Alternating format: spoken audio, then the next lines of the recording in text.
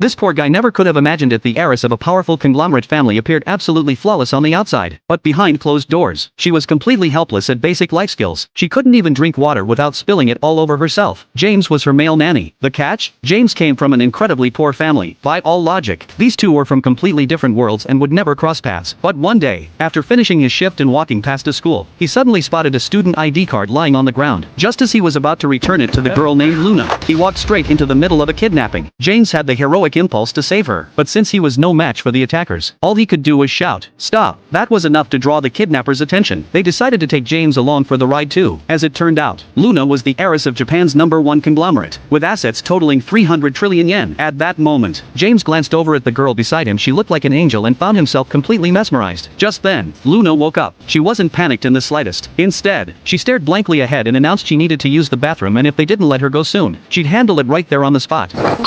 こちらのお嬢様が何か言っております。いつの間に死んだよ。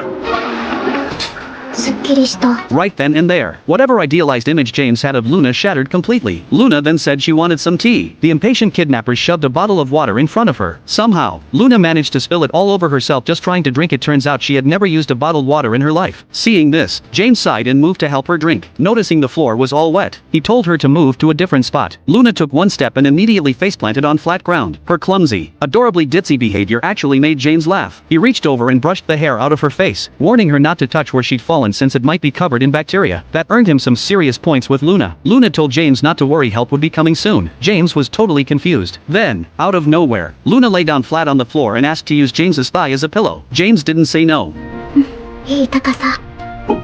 Meanwhile, one of the kidnappers suddenly grew agitated, threatening over the phone that if there were any more delays, they'd kill the hostages. James immediately stepped in front of Luna to shield her, calmly telling her he'd keep her safe. That move earned him another wave of Luna's approval. Sure, Luna always had plenty of people looking after her, but they were all so rigid and formal. Being around James felt refreshingly easy in a way she'd never experienced before. Right at that moment, Luna's family tracked them down using GPS and stormed the scene. The two kidnappers were subdued before they even knew what hit them. As a precaution, James was also pinned to the ground as a suspected accomplice until Luna quickly stepped in to clarify that he was a victim too, and declared that she wanted to keep James around. The maid didn't ask questions. She took James with them when they left. On the way back, however, the maid had already pulled up everything there was to know about James. He was a commoner. His gambling addict parents had run off overnight with whatever money they could grab, not only leaving James with nothing, but also taking the tuition money he'd saved up from working, and sticking him with months of unpaid rent owed to his landlord. The maid immediately put a proposal on the table.